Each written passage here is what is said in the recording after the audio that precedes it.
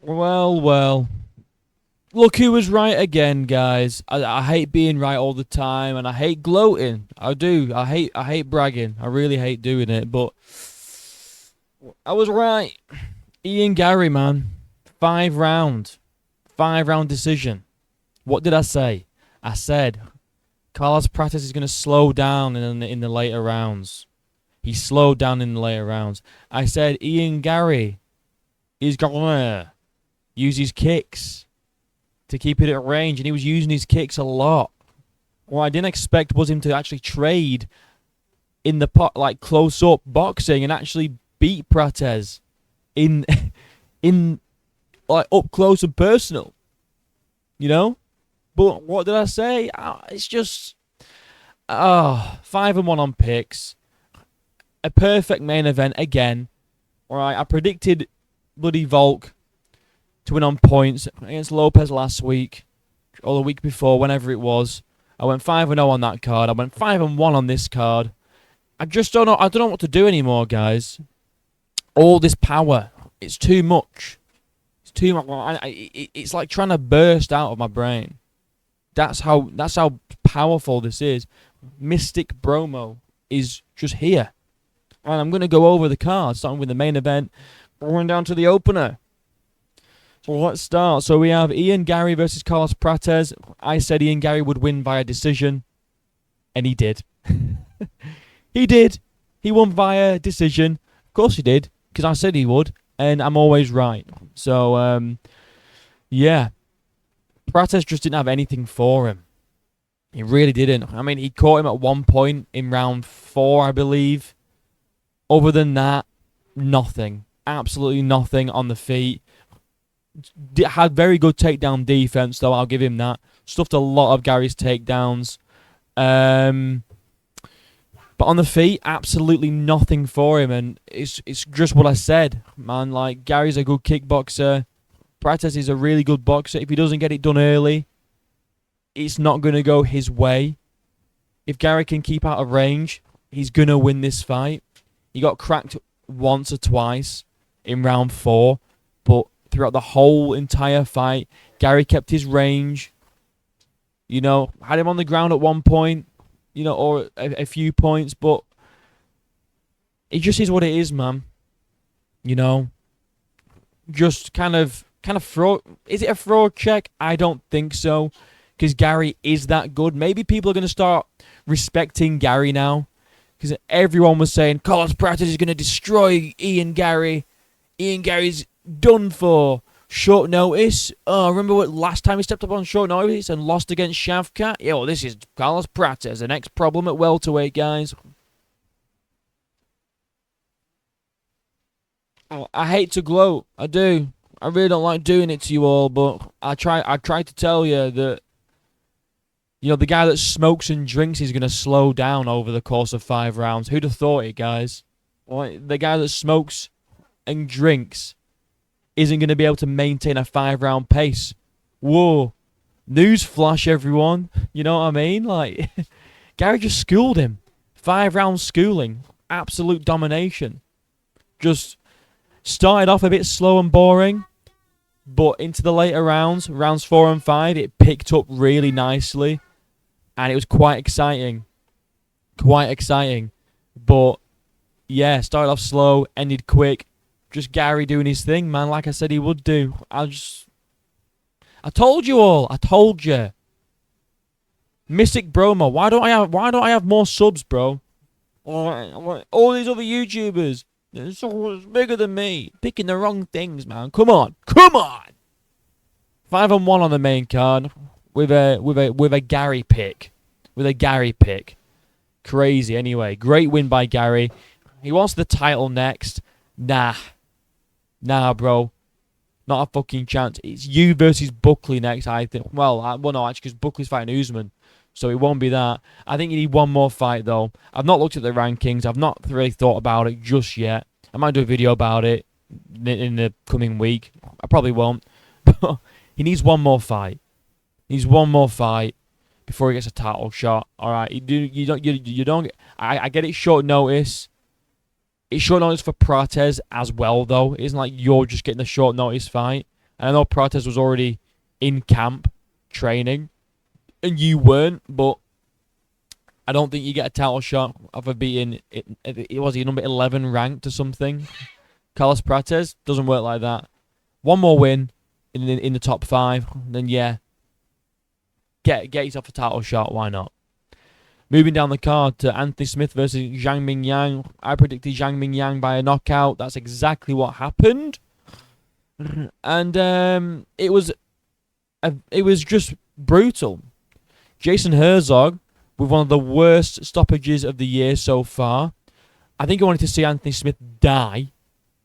I don't know how many elbows he wanted Anthony Smith to take before he called the fight off. I think he might have had money on Smith as the underdog or something, because this fight was just straight domination from Zhang Mingyang. Nasty elbows, cut open Smith, and he was just spamming elbows pretty much. You know, like when you fight on UFC 5 and you have those fighters that just spam elbows and they catch it every time? That's what Zhang Mingyang was doing in this fight, just piecing him up with elbows, cut him open nasty, and just complete domination from start to finish. Smith retired. He had some beef with some guy in the crowd. He was like putting his middle finger up at some guy in the crowd, like pointing and doing that. I don't know what that was about. If anyone knows, please let me know. I'd be very interested. And they gave him a whole video package. They didn't even give that to Stipe when he retired. Well, they did, but they did it like a week later because they realised, oh God, we didn't give Stipe a package. That's pretty rough. They gave Anthony Smith and the entire video package of his career highlights. What is that about? He's not even like he's never been champion. He won't be in the Hall of Fame. He's not like this unbelievable fighter that's you know like Stipe that went on that is one of the GOATs. He's a terrible fighter. He's never been good. Why is he getting this big package where Stipe didn't get anything? Did Tony Ferguson even get one?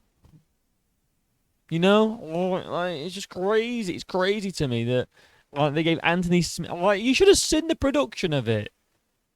Yeah, Chael, Bruce, John Anik on there. They had everyone was on there. There's absolutely glazing him, glazing Anthony Smith, like he's this like legend of the game and high level fighter. It's like, why is he getting a package? Either way, brutal for Smith. Brought his family there as well. He got beat up in front of his kids, nearly killed in front of his kids. Brutal retirement for Anthony Smith. Great win for Zhang Mingyang. He's playing the heel, which I like. He's there like, oh, boo me. That was a bit. I didn't mean it like that, but you know, he's saying, hey, Kansas, boo me some more. And he's saying, like, who's next? Who's next? I think, I mean, he needs another ranked light heavyweight, low in the rankings. Again, I've not looked at the rankings. I've not thought about any of this. I might do a video. Like I said, I probably won't, but give him someone in the top 15. Like maybe number 10 ranked, whoever that is. I can't even remember off the top of my head. So he's going to be a problem. I think he's going to be a bit of a problem at light heavyweight, which should be interesting to see. Going down, Giga Chikadze versus David Onama. I predicted David Onama by knockout, but we got a decision. I've seen a lot of people say robbery online. Giga got robbed. David Onama shouldn't have won that fight. I think it could have gone either way. I'd have been happy with a draw. I wouldn't have been mad if Giga got it. I'm not mad that David Onama got it. It was very, very close. Giga won the first round. Onama won the second. Round 3, Giga was piecing Onama up on the feet, in fairness. But then Onama got it down to the ground and controlled the fight in like the second half of that round. So they favoured the control over Giga's work on the feet. It is what it is. That's how stuff scored. For some reason, I wouldn't have been mad either way. Decent fight, you know. Onama will now be ranked. Exciting things to see. I mean, give him a ranked opponent. I don't know who. I've not thought about it, but it was a decent fight. You know, nothing too crazy, but nothing too bad at the same time. But this fight, Michel Pereira versus Abus Magomedov, what an absolute stinker. I picked Pereira by KO. I was wrong. In my prediction video, I did say that this is the fight that I'm most unsure about. I said that I'm not sure about this pick, and it's the one that I got wrong. You know, it is what it is. Neither of these guys have a gas tank. They cannot even fight 3 rounds. It's pathetic. They were gassed after the first. Round 2 and 3, which is slow, sloppy. Yo, I don't know how Pereira went on absolute tear with loads of finishes since moving up, but he just did somehow. They're just shit. They're just not good at all. Like I said, gassing out straight away, no stamina, or no technique, no nothing. It was an absolute stink fest.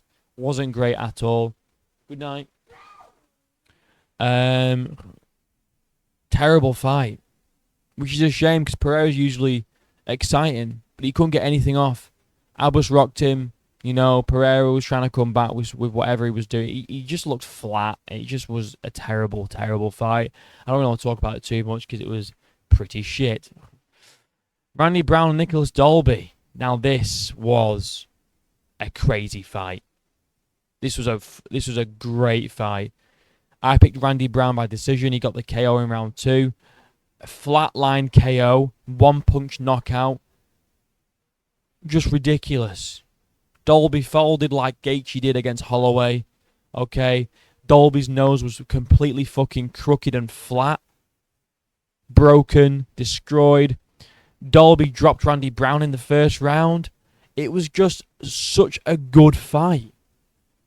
Such a good fight. Dolby's a bit of an animal, bro. Like he's a marauder, you know, he's just coming forward with pressure, swinging and banging. Look really good, but Randy Brown, man, if you've not watched it, go and watch it. The knockout's crazy. One punch flatline KO in round 2. It was ridiculous. I had to kind of hold my tongue and be like, I don't want to wake up my daughter. Alright, she's just woken up though and gone to bed. You know, it's like 6 a.m. But it is how it is. It is what it is. But great fight. I didn't expect a flatline KO. I expected it to go 3 rounds. You know, Randy Brown. You know, he's a long, rangy fighter. He's 6'3", and at fucking welterweight, tall, very, very tall. I thought he'd just try and keep it at range and get a points win on it, but no. A KO. What the frick, dude? What the absolute frickety frick is going on? Great fight.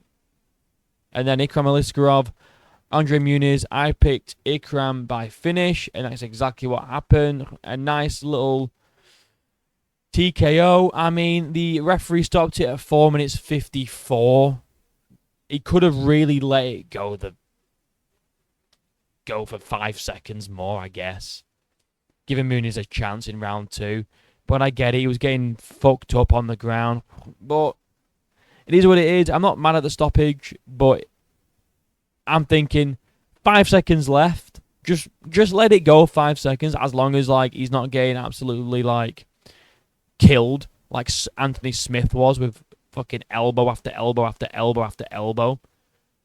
But Ikram got the finish. He looked good, man. He looked really good. Dropped him, ground and pound. What can I say, man? Got that one right too. I'm just like on picks, man. Lately, I'm doing really, really well. People need to start listening to Bromo. All right, and I need to get some more subs in because who else was picking Garry on points? All I was seeing was Gary's finished. Short notice against Prates. Gary's going to get KO'd. No. Garry on points, mate. I said he looked great against Shavkat. He looked really good against Shavkat. And that's supposedly the best welterweight on the planet, apart from Bilal. And people thought Carlos Prates, on short notice, in a 5-rounder against someone with the fight IQ of Ian Garry. Ian Garry's probably got some of the best fight IQ at welterweight. Genuinely. He knows what to do and what not to do. He knows not to get in danger. He knows how to fucking beat these guys, bro. And he does it. I think there was an argument for him beating Shavkat. I'm not mad that he didn't. I can see Shavkat winning that fight, obviously, because he did. And, I think Shavkat did win. All I'm saying is round 3 in that fight was very close. I think I gave Garry rounds 1 and 5. And round 3 was a swing. So, But yeah, Garry gets it done. Great pick by me. As always, people need to start listening to me. It is what it is. Let me know what you guys thought about the card. Really good card as well. Great night of fights, man. Chris Eubank, Conor Benn was great. Eddie Hall got a 30-second KO in his MMA fight. That's ridiculous. And then this fight card was amazing too. What a great night of fights. Great night. Like and subscribe. My links are down below. Till next time, I'll see you in a bit.